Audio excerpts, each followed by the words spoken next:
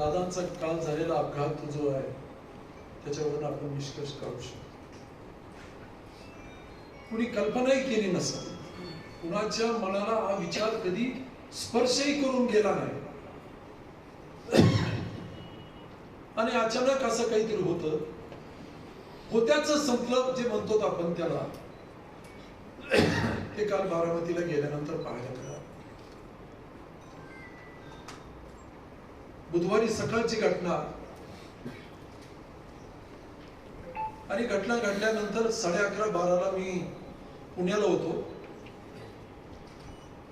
पुण्याहून हडपसरला आलो. हडपसरहून भिगवणकडे निघण्यासाठी निघालो.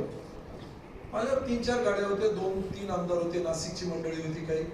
आम्ही गप्पा मारत निघालो आणि म्हणलो पुढं कुठंतरी चहा घेऊया. हडपसर ते भिगवण एक तरी हॉटेल उघडं असावं. राजकारणातला एक कर्तृत्वान माणूस, कर्तृत्वान कुणाला म्हणायचं? कर्तृत्व तर अनेक लोक गाजवतात, परंतु ज्याच्या कर्तृत्वाला लोकांमध्ये मान्यता मिळते, ज्या माणसाच्या कर्तृत्वाला जनमानसात मान्यता मिळते, लोकमान्यता मिळते, त्याला कर्तृत्वान माणूस आपण. हा कर्तृत्वान माणूस ज्या वेळेस पडद्याआड जातो आणि अशी परिस्थिती निर्माण होती की मी बारामतीकर आहे याचा माज आज संपला.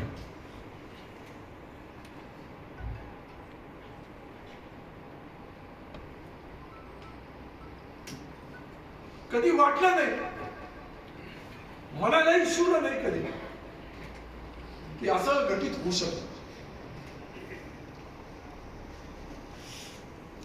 पण ते घडलं. मी म्हणलं नियती कठोर आहे, नियती निर्दयी आहे.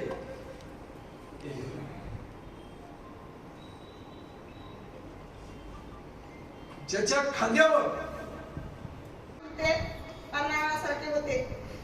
2024ला जानेवारी 3 जानेवारीला ज्यावेळेस मी देवगिरी बंगल्यावर गेले, रोजगार स्वयंरोजगारचे जिल्हाध्यक्ष म्हणून मला दादा पद देणार होते, त्या दिवशी मी स्टेजवर चढलेले असताना दादांना मी स्वतःहून म्हणलं की दादा मी गेवराई मतदारसंघातून आहे. तर दादांनी डोळे मोठे करून एकदम आनंदामध्ये येऊन म्हणले अमरसिंह पंडित साहेबांचा मतदारसंघ. मी म्हणलं हो दादा, छान काम करा, आणि पाठीवर थाप मारली. मला एकच म्हणायचंय, दादा छान काम सगळे करतील, तुमचे कार्यकर्ते, तुमचे नेते, तुमचे मंत्री, सगळं महाराष्ट्र काम चांगलं करणार आहेत, पण पाठीवर थाप देण्यासाठी तुम्ही नसणार आहात ही शोकांतिका कायम मनात राहील.